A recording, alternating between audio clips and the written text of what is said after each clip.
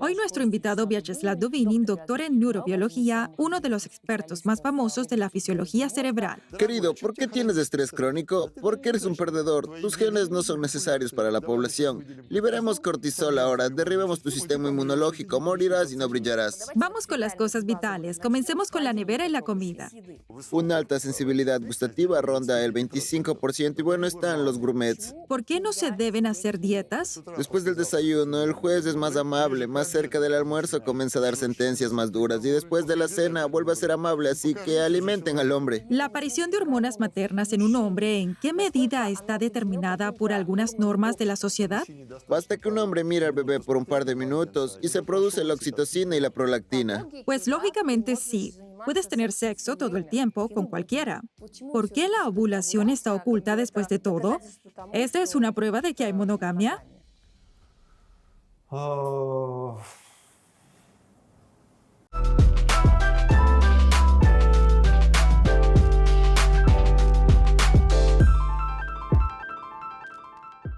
Buenas tardes a todos. Continuamos nuestra serie de conversaciones con destacados científicos y divulgadores de la ciencia. Hoy nuestro invitado es Vyacheslav Dubinin, doctor en neurobiología, uno de los expertos más famosos de la fisiología cerebral. Vyacheslav Albertovich, estoy muy contenta de que esté con nosotros hoy. Buenas tardes. Buenas tardes, hola, gracias por la invitación. Comencemos con esto. En los últimos días, justo antes de nuestra reunión con usted, había estado leyendo su libro. Más bien, no lo leí, pero lo escuché como audiolibro y mientras corría. Me di cuenta de que esta era la mejor manera de obtener dopamina. Bueno, en primer lugar, me movía, es decir, satisfacía la necesidad de estar activa y dinámica. En segundo, fue algo nuevo, me dio curiosidad de cómo usted escribe sobre esto. Luego aprendí mucho más sobre cómo funciona nuestro cerebro y me emocionó agradablemente todo lo relacionado con el hecho de que en los últimos años hemos aprendido mucho más sobre cómo funciona este asombroso y místico órgano en muchos sentidos, considerándolo en general. Sófico, usted de hecho siguió las instrucciones que se indican en el libro. Este libro es manual de instrucciones para obtener la felicidad, la alegría de la vida. Haga esto y no se olvide de hacer lo otro también. Sí, pero dígame, ¿existe realmente un truco de la vida asociado con caminar y el cerebro o hay otros efectos secundarios? No, bueno, en realidad es la dopamina. Esta es una molécula maravillosa. Sobre todo mueve nuestras emociones positivas. Está directamente relacionada con el hemisferio motriz. Y esto es de los 8.000 a 10.000 pasos por día. Por supuesto, no es una broma. ¿10.000 exactamente? Bueno, como mínimo no, pues sería bueno porque el estilo de vida urbano en el cual te sientas en una silla frente a un computador y luego en un coche genera la inactividad física, lo que es muy malo y todavía tenemos 2/3 del cerebro encargados de una forma u otra con la motricidad. Recientemente se obtuvieron datos sobre las llamadas mioquinas, pues resulta que nuestros músculos que trabajan activamente secretan moléculas parecidas a hormonas que afectan a la red neuronal y digamos que así los centros de memoria funcionan mejor. Los músculos también envían palabras al cerebro tales como gracias y eso es genial. Este es un sistema cerrado y una fuente demasiado confiable para la generación de emociones positivas. La historia con los neurobiólogos y las conferencias con ellos es que se quiere preguntar de todo. Por ejemplo, que estas son mis neuronas, un número enorme, se prenden, empiezan a hacer ruido y te olvidas de preguntar por lo más importante, por lo más interesante. Y para disipar un poco ese ruido, propongo construir esta conversación según el esquema de su libro. Podemos empezar con las necesidades, ¿verdad? Todos conocemos esta pirámide de Maslow. Comencemos con ella. ¿Qué le pasa a ella desde el punto de vista de la neurobiología? En realidad, las áreas de Maslow ponen la parte superior, por supuesto, y se relacionan con eventos muy individuales en la vida de cada persona. Y luego, cuando habla de, digamos, autodesarrollo, que se fija metas y de algunos valores más elevados, como la libertad, la autorrealización. Cuando se habla de la interacción social, los neurobiólogos seleccionan lo que se inserta de forma innata en nuestro cerebro. Y nosotros, en primer lugar, lo estudiamos y lo llamamos necesidades. Pero luego nuestra experiencia individual se superpone a esto. Bueno, sería bueno compartirlo. Así es. De hecho, una buena clasificación, bueno, ponerlo nuevamente en la pirámide, probablemente no lo creo. aunque de hecho el propio Maslow parece no haber construido nunca una pirámide. Mayoritariamente sus alumnos y quienes lo interpretaron lo construyeron porque en nuestro cerebro conviven todas esas necesidades de alimento, de amor, de liderazgo, de libertad, de curiosidad, y esta excelente interacción y competencia es en muchos sentidos la base de nuestra personalidad, y en cada momento del tiempo, allá. Debido a esta lucha, algo importante se destaca y dice, así que ahora controlaré el comportamiento y todos me escucharán. Y con un buen enfoque en algún evento, entonces resultará genial porque todos los demás centros están empezando a ayudar al que ahora está liderando. Y bueno, el resultado que obtenemos es estupendo. Y si quieres esto y aquello y eso, no hay elección. Es en tal momento que el cerebro se bloquea. Por eso es tan importante, por ejemplo, yo digo planificar algo para muchos años, con un gran horizonte de planificación de unos 20 años, lo que será muy bueno para edificar sus planes. Pero aquí en el libro todavía se apoya en la clasificación de su maestro Pavel Simonov, quien también, por supuesto, tiene su propia pirámide y en lugar de necesidades básicas las llama vitales. Vamos con las cosas vitales. Comencemos con la nevera y la comida. Aquí diría Vyacheslav, si soy una gourmet, estaré lista para volar por medio mundo para buscar un nuevo restaurante Michelin o podría ir a algún lugar durante mucho tiempo a lo largo de un camino montañoso en Georgia para entrar en ese restaurante donde sirven quincalis que está justo allá. ¿Es también algún tipo de necesidad básica o hay algo mal conmigo? Estos centros están en la cabeza de cada persona, ¿no? Estas son las propias necesidades neurobiológicas, pero el entorno, la actividad de cada centro es únicamente individual y depende aproximadamente en un 50% de los genes de los padres y luego de las hormonas, de su experiencia individual, de alguna situación actual y si tiene, por ejemplo, el centro de la conducta alimentaria junto con los centros del gusto que le dan una poderosa corriente de emociones positivas, entonces sí, es una gourmet y en consecuencia presionará este botón de buena manera. Y por cierto, aquí mucho depende del gusto. Ahora han aparecido trabajos muy detallados y serios sobre cómo funciona nuestro sistema gustativo, cómo trabaja. Y los gustos habituales son los dulces, las proteínas, ¿verdad? El gusto por la grasa aquí está, por así decirlo, los banales y bueno, la buena comida casera sin frituras. Pero las sutilezas del gusto aparecen cuando el cocinero empieza a usar especias y tienen un poco de amargo, un poco de picante y esto no es lo que la gente siente. Es decir, según las estadísticas, resulta que una alta sensibilidad gustativa ronda el 25%. Y pues bueno, están los gourmets que están listos para ir a algún lugar, a este restaurante de Jinkalis o a un restaurante específico. El 50% de los gourmets son comensales promedio, es decir, distinguimos, entendemos, pero la verdad es que no es cierto o no por completo. Bueno, no estoy lista para volar por medio mundo. Exacto. Y el 25% no son ni gourmets en lo absoluto. Esto se llama comida masculina de 2 kilogramos. ¿Me das de comer algo? ¿Y cuál es la diferencia? Así es. Y esto se aplica a todas las necesidades. Es decir, si tiene algún bloqueo bien definido, es esta parte de la vida, esta variante de la existencia que da un montón de emociones positivas y por lo tanto invierte en ello. Esa retroalimentación siente que la hace feliz. Esto es exactamente lo que quiero preguntarle. Bueno, mire, relativamente hablando, una persona tiene una pareja que no comparte sus necesidades gustativas. Creo que sería muy difícil para mí vivir con él. Parece que la comida a alguien le gusta así y al otro de otra forma. Yo ahora entiendo que este es un gran componente de nuestras relaciones Sí, en por el diario supuesto. vivir, ¿verdad? Bueno, en general, la comida es una gran parte de la vida humana. Después de todo, la gente gasta mucho más dinero en comida que en conciertos, visitas a galerías de arte y compra de libros. ¿Qué de eso es verdad? Es una gran parte de la economía. Debido a que la necesitamos, esto es muy relevante. Y cuando tu pareja y ser querido es como tú en esto, entonces es maravilloso. En general, hay que decir que este conocido dicho de que los opuestos convergen no está confirmado en un análisis científico tan serio. Por el contrario, personas con un nivel educado similar, con intereses similares, forman un equipo mucho más fuerte, una pareja, porque pueden intercambiar esa energía, todas esas emociones positivas, así es. ¿Para qué necesitamos algún tipo de telepatía? Simplemente miramos a otra persona, a sus expresiones faciales, escuchamos el tono de su voz y ahora estamos juntos, tenemos emociones en común. Esto, por cierto, también es del antiguo programa de la empatía. Estas mismas neuronas de espejo han sido referidas a lo largo del siglo XX como una especie de función cerebral. Y ahora ya está siendo posible encontrar estas células nerviosas directamente y en el mismo tomograma, ver cómo allí se enciende una especie de amígdala o núcleo accumbens o alguna otra estructura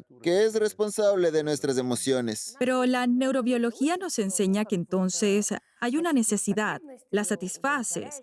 Luego viene la emoción. ¿Recuerdas esta emoción como positiva? Bueno, aquí relativamente hablando, me levanté por la mañana. Qué hermoso día, el sol brilla, me encanta el requesón con crema agria, mucho. Nunca me aburro. Fui a comer requesón con crema agria, a tomar un delicioso café. De repente, por alguna razón, quiero volver a dormir. Me fui a dormir por otra hora. ¿Qué está mal conmigo? Puede ser, tu cuerpo ha dicho que está demasiado cansado. Ah, sí. Claro, bueno tiene los centros de comida y no sé, de las novedades. Hay simplemente centros de lo que se llama homeostasis, los que mantienen el estado normal del cuerpo, y si las señales de cansancio son demasiado fuertes y no tiene un subidón de adrenalina, ya que en 2 horas tendrá otra exposición. ¿Por qué no tomarse una hora extra de descanso? Es decir, en general, dormir periódicamente es muy útil. El sueño también es un programa innato. Si son 6 horas y preferiblemente 7,5 o a veces 9 para dormir, esto es muy saludable para el cuerpo, incluido el sistema nervioso. Y esta misma homeostasis son solo esos programas vitales. Y estos, bueno, pueden aparecer en el momento más inesperado y decir, bueno, estás enfermo, vámonos, salgámonos de aquí. ¿Y por qué sucede que me encanta uno o dos productos? En específico, el requesón con crema agria que puedo comer y día tras día durante años y nunca me molesta. Otro producto que también me gusta mucho es el caviar negro. Si lo como todos los días tendré en mi cabeza, oh, ¿cuánto se puede? ¿Otra vez este Del caviar sol negro? blanco del desierto. Claro, y hay nutricionistas bastante precisos que dicen, mire, este producto tiene grasas, proteínas, carbohidratos perfectamente balanceados. Todo es muy saludable, suave, sin alteraciones de intercambio de agua-sal.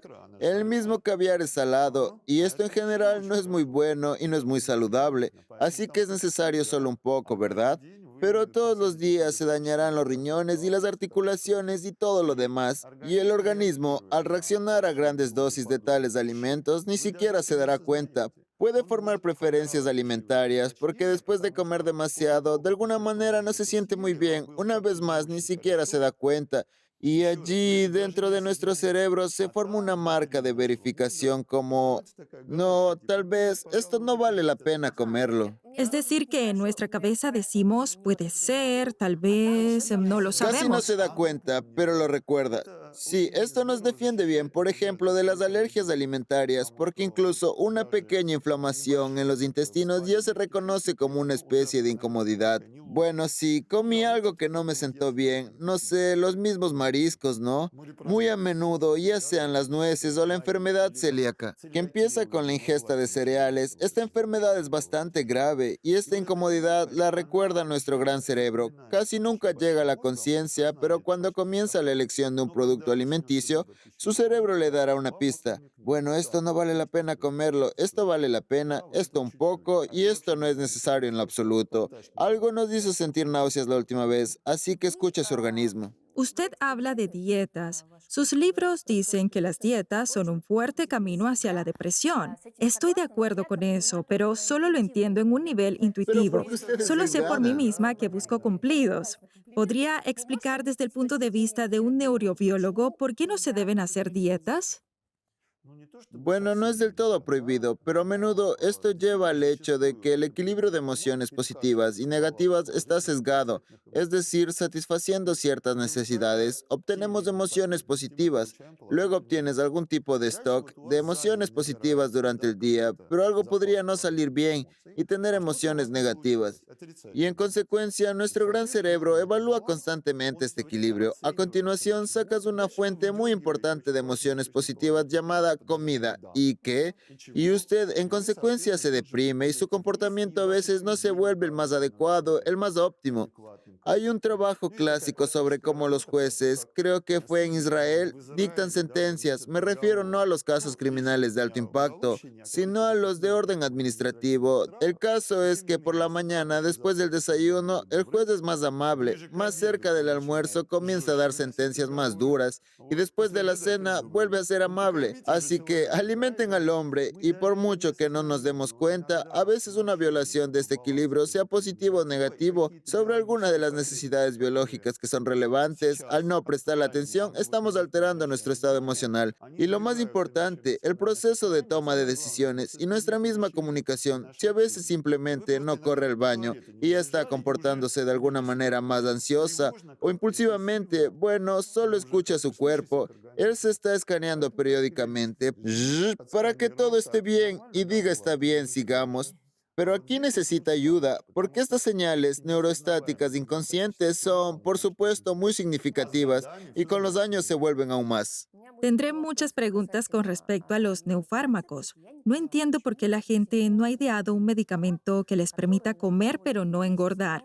Aquí está la tiroxina, que relativamente hablando se vende en farmacias. L-tiroxina es una hormona Tiroidea, que en sí. caso de alteración de la glándula tiroides y sus funciones se administra a las mujeres, acelera enormemente la digestión. Incluso en las instrucciones está escrito que con una sobredosis puede haber una digestión muy acelerada. ¿Por qué es imposible encontrar tal medicamento o un suplemento que nos permita mejorar de alguna manera la digestión sobre la base de tiroxina o L-tiroxina? Verás, Sofiko, estos sistemas tienen mucho de lo que se llama retroalimentación y si comienza a llenarse con pastillas, reducirá su propia producción de L-tiroxina y habrá más problemas, es decir, ¿está preparado para tomarlo de por vida o no lo está? Así que estamos hablando del hecho de que cualquier muleta farmacológica es solo una muleta. Es para la enfermedad y lo que está en las farmacias debe ser con receta y no simplemente así. El endocrinólogo lo recetará después de haber comprobado no solo la tiroxina, sino también las hormonas estimulantes de las tiroides.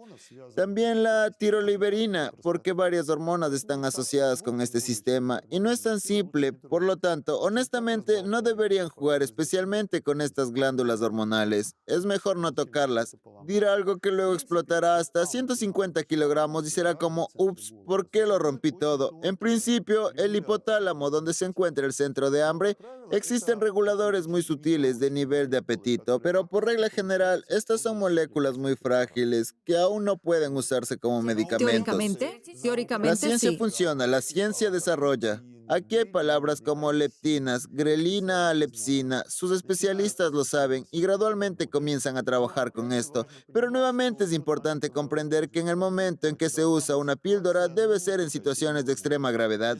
Si pueden, bajo su propio control, es decir, comer menos y moverse más, entonces por favor, así que coman menos y muévanse más. De la comida al dolor. Ahora hablemos del cerebro y el dolor. Sobre la función del cerebro que envía una señal a varios órganos como toc toc, algo necesita ser arreglado. Dolores de cabeza y sobre todo migrañas, no entendemos el origen, no entendemos de dónde viene, por qué es así. Bueno, porque inmediatamente no entendemos.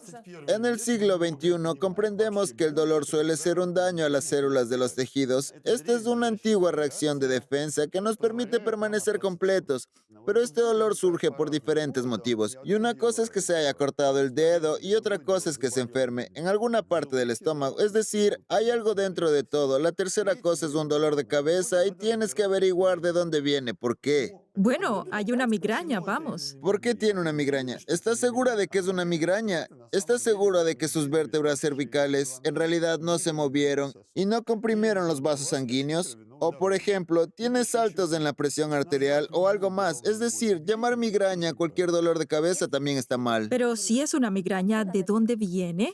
Muy a menudo, el origen de la migraña está asociado con una disfunción de la serotonina en nuestro torrente sanguíneo, y la serotonina se libera constantemente de las células llamadas plaquetas. Esto significa que se necesitan plaquetas para tapar agujeros en los vasos. En caso de lesión, y ni siquiera son células, tales bultos de células rojas de la médula ósea que viven alrededor de 10 a 12 días y se destruyen. La misma serotonina sale de ellas. lo que normalmente ayuda a comprimir el vaso en el lugar de la lesión y es más fácil otra vez tapar los agujeros y las plaquetas se están desmoronando lentamente todo el tiempo. Porque su edad va pasando, siempre hay una concentración constante de serotonina en la sangre y luego de repente, por alguna razón, hoy no solo las plaquetas de hoy, sino también las plaquetas de mañana se destruyeron. Bueno, algo está sucediendo, o es el estrés, ¿no?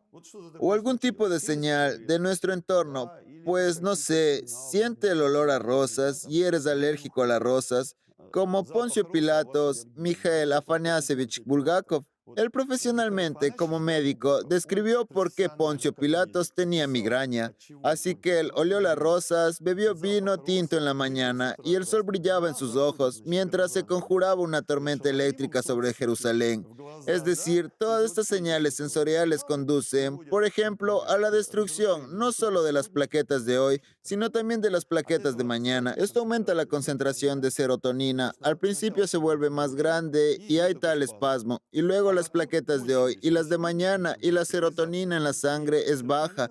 Los vasos sanguíneos se dilatan, incluso en el cerebro, y para el cerebro, para el lecho venoso del cerebro, es característico que la expansión lleve el estancamiento, se produzca hipoxia parcial, es decir, deficiencia de oxígeno e inflamación. Dicha inflamación se percibe como una señal de dolor y se produce esta migraña. ¿Y qué se debe hacer?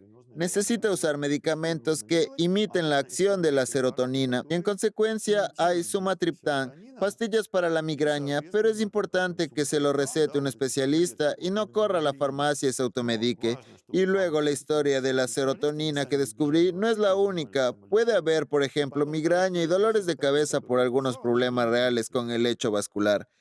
Bueno, efectivamente, tenemos vasos que van a la parte posterior del cerebro, pasan dentro de las vértebras cervicales, así que ya sabe, como lo hizo la evolución, no salen por fuera, sino por dentro de las vértebras cervicales. Dentro de estas cosas de hueso hay un hueco por donde pasan dos vasos. Cualquier cambio de las vértebras puede ejercer presión sobre esos vasos y habrá muchos problemas, desde tinnitus hasta migrañas. Puede haber algunos microtumores y procesos. No hay necesidad de tener miedo.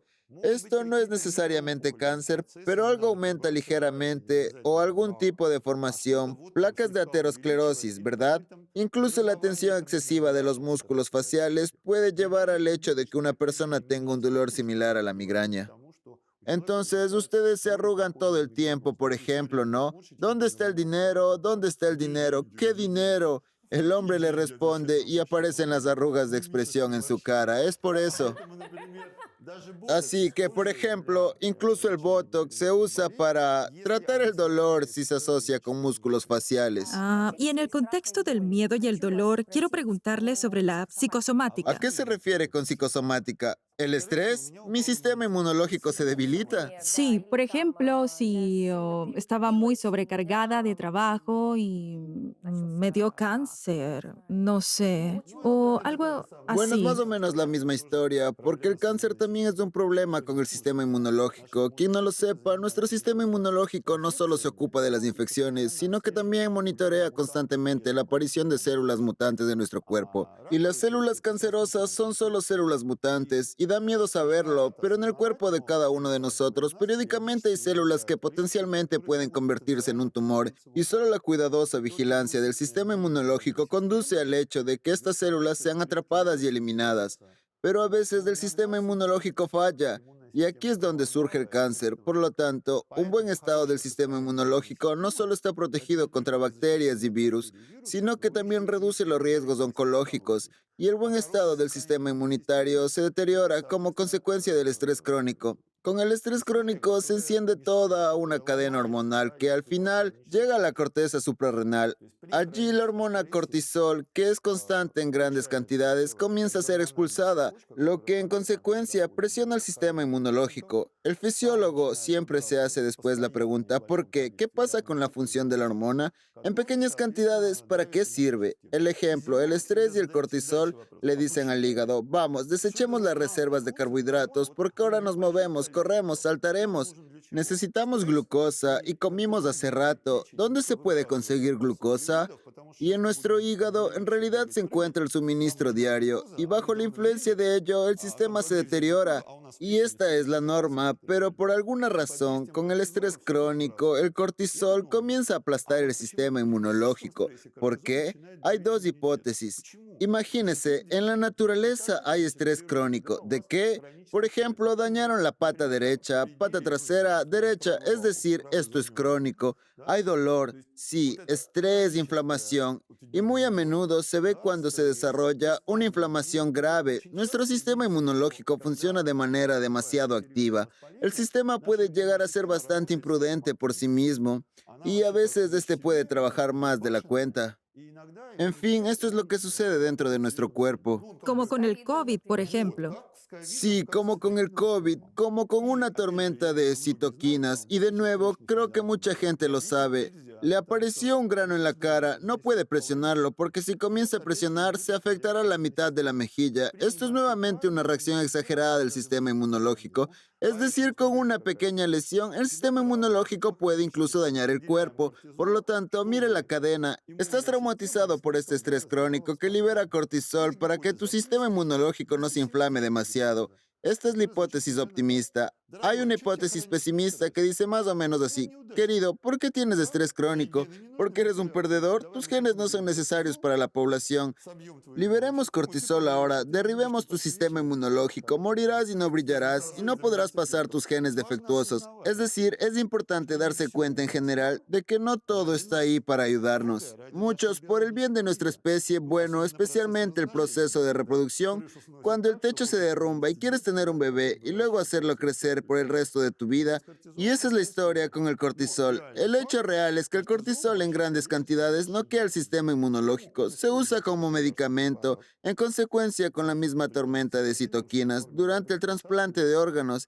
Y aquí tienes la psicosomática, por así decirlo, directa. ¿Podemos definir rápidamente el término estrés? Tal vez una situación estresante de la que no soy consciente, como dice, ¿eh? No sientes que estás bajo estrés, pero en realidad estás crónicamente estresado. ¿Existen tales situaciones?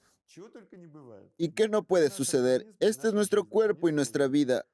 Son complejos, pero en general el concepto de estrés se traduce como de recarga, de activación. En consecuencia, esta terminología existe desde mediados del siglo XX. El estrés puede ser corto y largo y puede ser en un contexto de emociones negativas y a veces en un contexto de emociones positivas.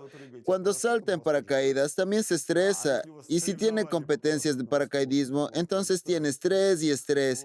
Y como si eso también fuera una historia, cuando el cuerpo funciona muy activamente, gasta energía. Los problemas comienzan cuando el estrés va en un contexto de emociones negativas y cuando es demasiado largo. Es decir, si este es un estrés breve y gano la competencia, es el mejor, porque generalmente enrojece el cuerpo, genera energía y muchas emociones positivas que querrá repetir. La gente que es más aventurera tiene un cerebro diferente y allí en consecuencia todas estas hormonas como la adrenalina, la norepinefrina están trabajando activamente y con el estrés negativo crónico respectivamente lo que sucede es más peligroso porque gasta un poco más de energía todos los días de lo que restaura y este poco puede ser realmente casi imperceptible y está durante meses gradualmente lo que se llama agotarse y alejarse y bajando y no puede sentirlo pasar. Pero si se detiene así antes de irse a la cama por la mañana, con una mente fresca y preguntarse, ¿soy realmente feliz? En general, ¿qué está pasando en mi vida? En general, las ventajas y desventajas son más o menos. Aquí es donde puedes detectarlo. Pero en la mitad del día, cuando estás en el tobogán de bobsleigh, no lo detectarás muy bien, y el peligro es que debido al estrés crónico, su sistema cardiovascular se hundirá gradualmente y entonces la hipertensión, la aterosclerosis, parece que comienzan los dolores de migraña, el sistema inmunológico, las capacidades regenerativas se hundirán. Y ahora, mi piel no se ve tan joven como antes. Saben, a veces tengo alumnos. Dios, ya tengo 20 años, sí, arrugas, aparecen las primeras arrugas. ¡Qué horror! Tengo 20 años y ya tengo arrugas en la cara. Terrible. Continuemos. Según su colección de lecciones o según su libro, otro pensamiento que me impactó mucho es acerca de las necesidades del cerebro. También escribe sobre la necesidad de la procreación. Es decir, en cierto sentido, la neurobiología nos enseña exactamente lo que todos mis parientes y amigos georgianos me han estado diciendo año tras año. Sophie, ¿cuándo darás a luz? ¿Cuándo tendré a mis nietos en mis Así brazos? que, ¿está de acuerdo con ellos, Vyacheslav Albertovich? Bueno, en realidad, si consideramos nuestro objetivo como el objetivo de un organismo biológico, entonces la reproducción es, por supuesto, una super tarea, porque, bueno, lo califica así, ¿no? Su vida es lo que recibió de sus padres. Este bastón de relevos es hermoso y es su deber pasar este bastón. Ahora, si no hubiera funcionado, entonces todo se habría acabado por completo, es decir, es muy fácil entender si esta función es correcta o incorrecta. Imagine a todos haciendo eso. Eso es lo que va a pasar con el mundo, ¿verdad? Imagínense que todo el mundo se niega a tener hijos. Bueno, todo el mundo simplemente se detiene y eso es todo. Es por eso que damos la bienvenida a la variabilidad y diversidad de todas las formas posibles, pero existe tal corriente Las personas principal. deben Y parir. la corriente principal es que la gente debería tener hijos y nuestro cerebro sabe eso muy bien y nos da un montón de emociones positivas cuando interactúa con todas estas pequeñas cosas y cuando tiene un gato, pero en realidad presionas el mismo botón. Pero este es más virtual y cuando su propio hijo aparece, ahí es donde realmente hace efecto. Sabemos cómo se desarrolla todo por dentro, cómo funcionan las hormonas, como la oxitocina y la prolactina. Sabemos que el hipotálamo anterior contiene núcleos preópticos que contienen una red neuronal adecuada y generan emociones positivas. Y estas emociones nos bastarán durante muchos, muchos años, porque somos Homo sapiens. Cuidamos a nuestros bebés durante mucho tiempo. Hay un dicho, ¿qué clase de madre es esta que no alimentó a su hijo hasta la jubilación? El asunto no se refiere a la pensión de mamá. Es un dicho ucraniano. También escribe usted que las mujeres embarazadas y las que amamantan son casi un género separado. Estoy de acuerdo con eso, pero me interesa mucho lo que le pasa a un esposo o pareja en este momento cuando está con la Lo mujer. más sorprendente es que es casi lo En mismo. general, la aparición de hormonas maternas en un hombre, ¿en qué medida está determinado por algunas normas de la sociedad? En términos relativos, la producción de prolactina en los hombres de hoy y hace muchos, muchos miles de años es la misma. Bueno, ¿y cómo sabemos qué pasó con la prolactina de un hombre al menos 100 años atrás? No podemos tomar la sangre y medirla para las pruebas, pero básicamente nuestra especie tiene lo que se llama cuidado parental, es decir, ambos padres cuidan de los niños, así como se ha observado en la vida de todo tipo de tribus antiguas. Podemos ir al Amazonas o a algún lugar del Borneo y hacerle un análisis de sangre a algún lugareño y veremos por supuesto la prolactina. Y existe un artículo clásico, en mi opinión, indonesio, donde solo tomaron muestras de sangre de hombres para saber cuánta prolactina había a los 18, y luego, por ejemplo, a los 28 para saber lo que pasaba con sus hijos. El primer resultado fue el más esperado. Cuanta más prolactina había a los 18 años, según la información estadística, tenían más niños a los 28. Así que el cerebro en principio está más concentrado en el organismo para criar a los hijos, pero la vida es más difícil y puede suceder. Pareciera que no quisieras tener hijos, pero a los 18, a los 28 ya tienes unos 5. Entonces resultó que aquellos que tienen muchos hijos a los 28 todavía tienen la prolactina alta, no importa lo que pasara a los 18. En ese sentido, somos muy flexibles y adaptables. Y esto es de hecho una parte muy importante de nuestra vida, tanto dentro de la familia como dentro de nuestra sociedad en general. Por eso es muy importante para nosotros. Un hombre, por supuesto, no amamanta por regla general, pero luego, bueno, miramos y nuevamente observamos a ese bebé y lo leemos y escuchamos su voz y nuestro cerebro está sintonizado de forma innata. Es fantástico. Solo hace falta que un hombre mire al bebé por un par de minutos, un par de segundos, y la oxitocina y la prolactina ya se han creado. Pero ¿cómo es esto posible? ¿Cómo funciona esto? Pues simplemente siente el calor y las ganas de cuidar a su hijo. Ujú. Maravilloso. A veces incluso comparan a una mujer embarazada que adquiere cierta forma de bebé, es decir, se vuelve más redonda, regordeta, a veces más sin sentido, como si en este momento un hombre quisiera cuidarla especialmente, lo que es correcto, porque una mujer embarazada es como un jarrón de cristal. Lo que sucede en ella es, en muchos sentidos, la configuración futura del cerebro del niño para que este o aquel comportamiento, para el nivel de estrés, incluso para las reacciones del de los alimentos, así que cariño para ti lo que quieras. Y otro hecho sorprendente sobre el que escribe es que al beber alcohol resulta que se produce la principal hormona materna, la oxitocina. Hace tiempo que conozco este concepto de que la garantía de un matrimonio largo es también en un uso moderado del alcohol, tal vez un vino delicioso. Entonces, esto es cierto, ¿verdad? Ahora mismo estamos hablando del hecho de que el alcohol no siempre es malo. ¿Estoy en lo correcto? Sí, exactamente sobre eso, pues Este, usted tiene razón. Este es un artículo inglés sobre cómo el consumo moderado de alcohol conjunto sube la oxitocina y por la mañana la cara del interlocutor. El compañero de copas es casi como la cara de un familiar. El hecho es que no se trata solo de relaciones padre e hijos y relaciones de género, sino también de relaciones de amistad, de equipo, de sociedad. Y así que este sentimiento de amistad, de tener una tarea común, un objetivo, también genera oxitocina. Y basta con abrazar a un amigo o incluso dar la mano, más oxitocinas y el alcohol en pequeñas dosis es capaz de hacer eso. Con las grandes ya suceden historias muy complejas y a veces desagradables, pero un poco de alcohol bueno, un poco es un poco. Y si es un poco, entonces no nos dará mucho daño. ¿Cuánto desde el punto de vista de un neurobiólogo? Como regla general, las cifras son 20-30 gramos de alcohol, 20 para el cuerpo femenino, 30 para el masculino, respectivamente. Aquí no hay discriminación de género, es solo que en el cuerpo masculino las enzimas que destruyen el alcohol funcionan más activamente. Bueno, estamos hablando del equivalente de alcohol. Quiero decir, lo bebiste como licor, ¿verdad? Shot o una copa de vino. Eso no es muy importante, y en el caso del vino serán 200 o 300 gramos. Y esa es una buena copa, pero es una dosis diaria, una sola. Y todavía es preferible no todos los días, porque la resistencia del cerebro, por así decirlo, también es individual para todos. E incluso en dosis bajas, primero puede formar una dependencia psicológica y luego una fisiológica. Entonces, para volverse alcohólico, incluso puede solo usar un buen vino. Por eso, tengan cuidado, solo una o dos veces por semana. ¿Y cómo lo hace sentir? ¿Qué tan significativo es para usted?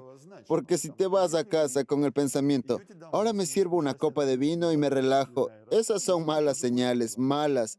Es decir, su cerebro ya ha formado al menos una adicción psicológica. Una pequeña dosis se trata más de liberación de dopamina y un poco más de la dosis es un poco más significativa. Comienza la activación de los centros de frenado y sucede el efecto antiestrés. Como aburrimiento. Sí, el efecto depresor del alcohol. Esto ya es por regla general por 20-30 gramos. Cuando ya hay 50 gramos de alcohol equivalente, cada bebida alcohólica tiene una respuesta química por separada. Y es posible que su cuerpo no reaccione al alcohol en absoluto, sino a algún componente adicional. Especialmente cuando se trata de, digamos, de efectos no muy deseables, como un dolor de cabeza, sin mencionar el placer del gusto, el olfato y la comunicación, porque en realidad es bastante bueno cuando lo hacen juntos. Se siente mejor así. Un poco más sobre la oxitocina. Mire, esta es probablemente una pregunta un poco infantil, pero la preguntaré de todos modos. Bueno, cuando miramos las estadísticas actuales, lo que está sucediendo con la institución del matrimonio, hay números muy deprimentes de que casi el 80% de las parejas se divorcian. Así que me pregunto, ¿por qué no? Sobre la base de la oxitocina, inventar una medicina así o medicina es una mala palabra. Un fármaco que pudiera ayudar a las parejas que quieren estar juntas pero tienen problemas reales y sus crisis no se acaban. Inventarlo. Ella es un simio y él es un Bueno, águila. sí, pero al mismo tiempo, ¿cómo les darías algún tipo de fármaco con oxitocina para que vuelvan a unirse entre sí? Que yo sepa, los médicos no practican eso. La idea en sí es comprensible e incluso hay aerosoles con oxitocina que se venden como este tipo de suplementos dietéticos. Si siente que su vida amorosa se ha ido cuesta abajo, inténtelo. Pero tendría que estar preparando una ensalada y mientras el hombre está comiendo, le tendría que rociar la oxitocina a sus espaldas. La oxitocina puede funcionar de esa manera, pero de nuevo, esto es muy personal. Y como regla, comienza a funcionar con dosis más grandes. Con respecto a ella, se están realizando serias investigaciones en el campo del autismo, dado que en los trastornos del espectro autista, el apego mutuo y la sintonía de las personas entre sí se ve afectado. Y ahí es donde la oxitocina puede ser muy apropiada. Pero esto es lo que se llama llevando una investigación.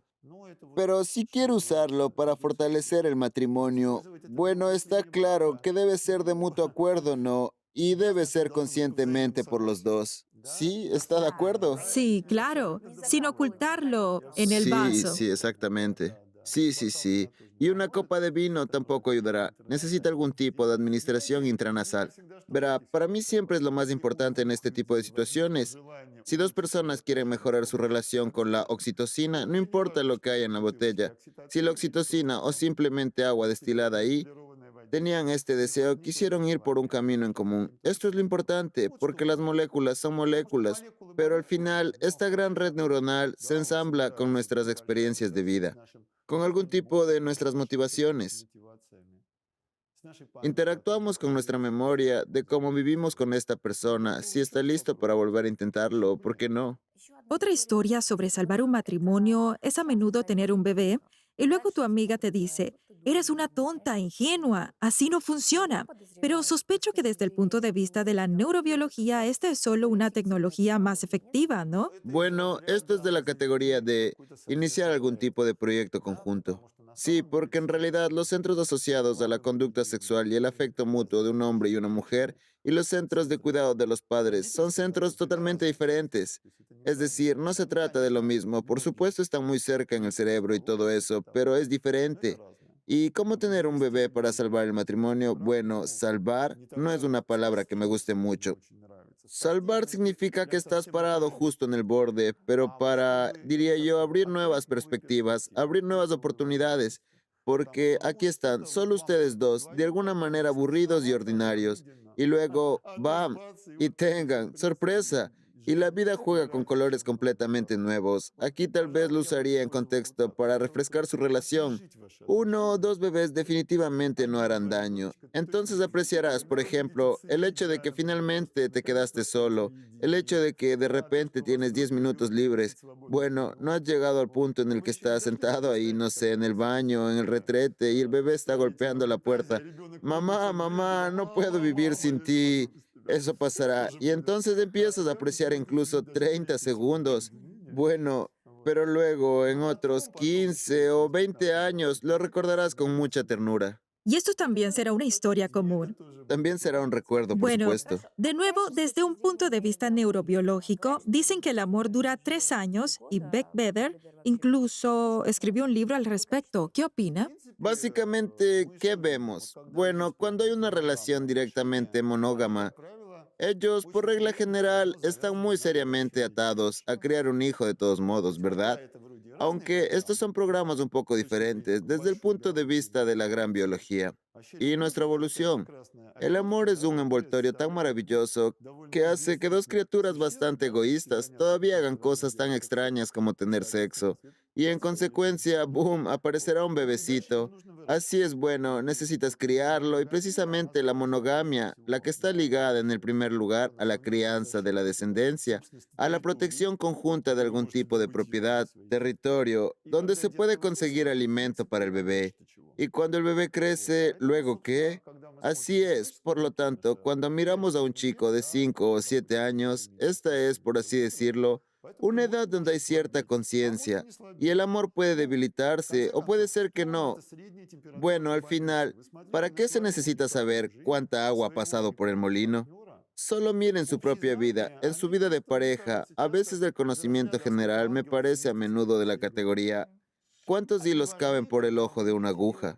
Solo son importantes cuando se trata directamente de algunas anomalías patológicas. Aquí podemos curar porque sabemos que tal molécula funciona así.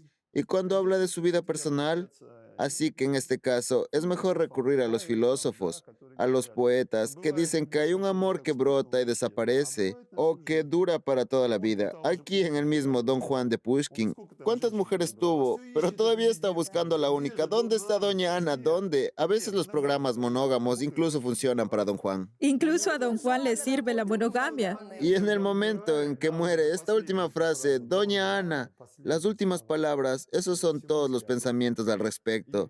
Y se pregunta en ese momento, ahora te salvaremos, vivirás con ella toda tu vida, corre, recocíjate. Claro, solo soñaba. soñé con eso. Hablemos un poco sobre la monogamia, porque también habla de eso en el libro. Para ser honesta, me sorprendió que sea una persona que se adhiere al concepto de la monogamia. Explique por qué. Porque cuanto más lejos, más escuchamos que no, todas estas normas sociales son impuestas por la religión. La historia es la siguiente, ¿verdad? Los programas más antiguos son polígamos, y como si el macho buscara dispersar más a los espermatozoides y la hembra, respectivamente, recibir estos espermatozoides de un mayor número de machos. Y es así como empieza todo, pero luego resulta que para una crianza efectiva de la descendencia, algún tipo de relación estable resulta muy útil. Eso se explica, pero solo en fases muy tardías de la evolución, muy tardías. Rara vez vemos relaciones monógamas en alguna parte de los peces. Aunque también existen en los peces, hay en mi opinión un bagre parecido a una anguila. Sus parejas viven en un agujero como durante 20 años y ponen huevos. Un cuidado confiable para estos huevos, es decir, incluso en el ejemplo de los peces vemos esto. Y ahora veamos un comportamiento monógamo muy llamativo, muy común en las aves. ¿Por qué? Debido a que un polluelo de pájaro debe crecer muy rápido. Aquí, un mamífero puede llevar a su cachorro durante al menos 5 años y, por así decirlo, la cría crecerá tranquila y normalmente, pero los pájaros deben volar. Debería volar en 2 o 3 meses antes del próximo invierno, otoño. Por lo tanto, debe ser alimentado, alimentado, alimentado y alimentado. Y entonces necesita de una mamá y un papá y todo eso. Y en las aves, las relaciones monógamas se manifiestan muy claramente y a menudo vemos el tipo de historia. Durante el periodo de crianza de la descendencia se unen, crían, se dispersan. En primavera, esta misma pareja se vuelve a encontrar, se juntan y nuevamente se reproducen. En el caso de los mamíferos, las relaciones monógamas son raras, pero existen. ¿Cuál es el signo biológico más evidente de que somos monógamos? La ovulación oculta. La ovulación abierta es como una campaña publicitaria de chicos, bienvenidos, vengan. Como primates. Esperando el óvulo. Bueno, como mucha gente, entonces, ¿es realmente típico? Bueno, en primates sí. La cola se pone roja. La cola se pone roja, la cara de alguien se pone roja. Naturalmente, estos olores, feromonas, aquí comienza la competencia de los machos. Todo esto sucede. En las manadas de micos, por supuesto, el líder tiene derecho a la noche de bodas y a todo lo demás. Ahora bien, si la ovulación se oculta, entonces se corta la competencia de los machos y aquí está el único con el que seguirías criando descendencia. Este es un hecho significativo porque la evolución oculta es muy rara. De alguna manera contradice la idea en sí misma de muchas teorías, ¿verdad? Que el óvulo no debe desaparecer. Pero todavía no entiendo qué pasa si se presenta la ovulación oculta. Pues lógicamente sí puede tener sexo todo el tiempo, con cualquiera. ¿Por qué la ovulación está oculta después de todo? ¿Esta es una prueba de que hay monogamia? Patológicamente no entiendo que esto está destinado solo para uno. Intentemos ir desde el otro extremo. Mire, para hacer crecer a un bebé necesita algún tipo de recurso, ¿verdad? Hay algunas propiedades por ahí y otras cosas. Para esto necesitamos algún tipo de terreno compartido, lazos económicos, conjuntos, propiedades. Nuevamente, esto supone una coexistencia bastante larga de la pareja entre sí. Vemos ejemplos de comportamiento monógamo, por ejemplo, en algunos roedores. Existen estos roedores de pradera, el modelo científico más corriente para el estudio de la monogamia. No viven en manadas como los monos, cada pareja defiende su territorio. Y es en este territorio, es en donde crecerán sus crías y después del primer apareamiento, tienen procesos justo en el cerebro que muestran que eso es todo, la formación de relaciones monógamas. Existe la misma dopamina y todo lo demás. Es decir, en la misma campiña de la pradera estudian cómo se modifican las sinapsis y sintoniza una historia monógama. Así es. Y allí, además, se agrega el cultivo de la descendencia, la propiedad y el territorio. Aquí es donde todo resulta fantástico. Y todo esto no es por amor ni por monogamia, sino por una crianza más fiable de la descendencia. Es decir, es importante para la hembra que el macho permanezca cerca, porque juntos traerán a la mente esta cría. Más adelante, ¿cómo se puede mantener? Pueden mantenerlo por esta comunicación mutua y emociones positivas constantes. El sexo constante, por cierto, también es un gran hallazgo, incluso más raro que el comportamiento monógamo ocasional. porque la mayoría de los animales solo tienen sexo durante la temporada de apareamiento. Si tienes, es decir, actividad sexual constante, esta es una fuente constante, bueno, de emociones positivas. Esto es muy excelente y por eso los delfines, por ejemplo, ¿verdad? Y los primates pudieron entenderlo. Entonces, puedes utilizar el sexo para mantener a la pareja más o menos estable, pero el sexo no lo es todo, dado que se comunican, se preocupa el uno por el otro. Este es un nivel constante de oxitocina, es decir, usted crea su propio mundo. Sí, un trozo de mundo en el que su bebé aparecerá. Y de nuevo, a ver qué pasa. Estos son los programas que aparecen en los animales. Y este animal no mira tan lejos, es decir, no es que los animales, incluso muchas tribus primitivas, no asocien en absoluto el nacimiento de un niño con el sexo, pero nuestro gran cerebro lo sabe. Y esa emoción positiva que surge durante la comunicación constante con una pareja estable resulta muy atractiva y luego fluye en nuestras relaciones familiares. Estoy sonriendo ahora porque recuerda esa anécdota sobre el efecto Coolidge del presidente Coolidge. La primera dama Coolidge llega a la granja de pollos y le muestran las gallinas y dice, ¡qué bonitas! ¿Cuántos huevos hay? ¿Cómo lo lograron? Le muestran, aquí está el gallo, se aparea unas cuantas veces al día. Ella dice, díselo al señor Coolidge. Y luego le dicen esto al presidente Coolidge y él pregunta, ¿tu gallo se aparea con una gallina o con muchas? Le dicen, con muchas. Pues díganselo a Madame Coolidge. Entonces, ¿cómo encaja el concepto de monogamia con esto, con el efecto Coolidge? Bueno, en realidad el efecto Coolidge es de programas anteriores, polígamos. Es decir, la monogamia, el comportamiento monógamo, el comportamiento polígamo. En términos de comportamiento, estos son dos programas en competencia, pero es como comer requesón o comer, no sé, jincali. Es decir, imagine que debe comer solo requesón o solo jincali. Eso sería un comportamiento monógamo y en consecuencia, cuando interfieres, es polígamo.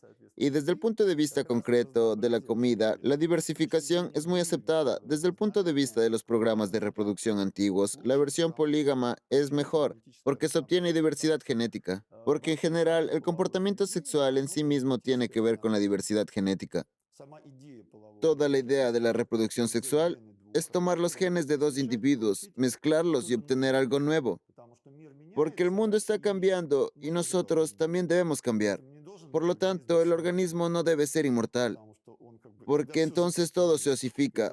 Es decir, debe haber una esperanza de vida limitada, individuos específicos. Luego transfirieron genes, combinaron los genes de dos padres, obtuvieron un hijo diferente y esperamos que tenga más éxito, que se adapte mejor. Y estos programas son antiguos, son así, pero además para aumentar la probabilidad de supervivencia de la descendencia, en algunos casos vemos el surgimiento de la monogamia. Y esto lo confirma esta misma fisiología nuestra, el razonamiento sobre la evolución oculta, porque esta realmente es una historia muy extraña y, por ejemplo, toman nuestra cultura, por así decirlo. Aquí están Adán y Eva, y luego si surgen algunas opciones, bueno, por ejemplo, las de harén, aquí hay un gallo y muchas gallinas, entonces esto, por regla general, se debe al hecho de que un hombre en particular acumula mucha riqueza y en consecuencia puede permitirse el lujo de tener varias mujeres. Bueno, o hay una historia en la que una mujer acumula mucha riqueza y puede darse el lujo de tener varios hombres. Esto también Por sucede. supuesto. Hay tribus africanas. En Nepal hay una historia así cuando por ello se tienen varios maridos. Esto es menos común, pero también se ha observado. Por regla general, es un derivado de esta Poliandría, base, ¿verdad? poliandría. Sí, la base de una historia tan monógama. Es decir, tenemos una contradicción constante porque tanto el programa de la monogamia y la poligamia coexisten. Sí, el mayor es polígamo, este es el más nuevo. ¿Puede de alguna manera convencerse inteligentemente de que uno u otro es más rentable? Sí, no es algo para convencer. De hecho, el proceso de toma de decisiones en sí se debe controlarse con el intelecto, ¿verdad? Y si de repente de la conducta monógama en algún momento se pasa a la polígama, en general, me gustaría hacer algo razonable en este momento. No era solo que se encendieran las pasiones, no era como si la corteza cerebral se apagara. Por eso, sí, puede ser, por supuesto, hablarlo consigo mismo muchas veces. y las versiones clásicas de la civilización europea, digamos cristiana, ¿no? En el lugar, como si, mira, aquí está tu esposo, tu esposa. Sí, piensa todo el tiempo en un determinado concepto. Es porque ya está escrito en su corteza cerebral. Y luego, con base en esta idea, puede tomar la decisión de que lo que hago o no hago. Es decir, si piensa para sí mismo todo el tiempo como soy una persona creativa, puedo manejarlo, puedo hacerlo. Entonces, esto es una autohipnosis. Realmente modifica su sinopsis y luego, en el momento adecuado, cuando tenga que elegir si huir o pelear, dirá, puedo superar este obstáculo y esto se aplica a todo. Aquí es importante pensar muchas cosas con antelación y tomar una decisión. Hay una creencia tan antigua que dice que toda criatura está triste después del coito. ¿Por qué sucede eso desde el punto de vista de la neurobiología? Pero si el sexo tiene éxito, la misma prolactina, la oxitocina se liberan allí, lo que da una especie de relajación. En este momento, sí que las parejas están sintonizadas entre sí de manera muy efectiva. Es por eso que no se puede llamar tristeza, sino una meditación positiva, y en este momento no debería estar triste volteándose hacia la pared, sino abrazándose y sentir que los dos son felices.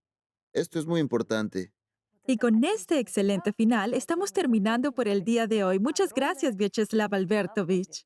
Gracias, Sofiko, gracias. Chicos, espero que hayan disfrutado de nuestra conversación con Vyacheslav Dubinin. Sentía una gran curiosidad. Realmente quiero saber lo que piensan sobre lo que hemos abordado hoy. Por favor, vayan a los comentarios, escriban sus pensamientos. Los leo todos. Sus comentarios son muy importantes para mí. Denle me gusta y activen la campanita. Suscríbanse a nuestro canal y hasta la próxima semana. Adiós.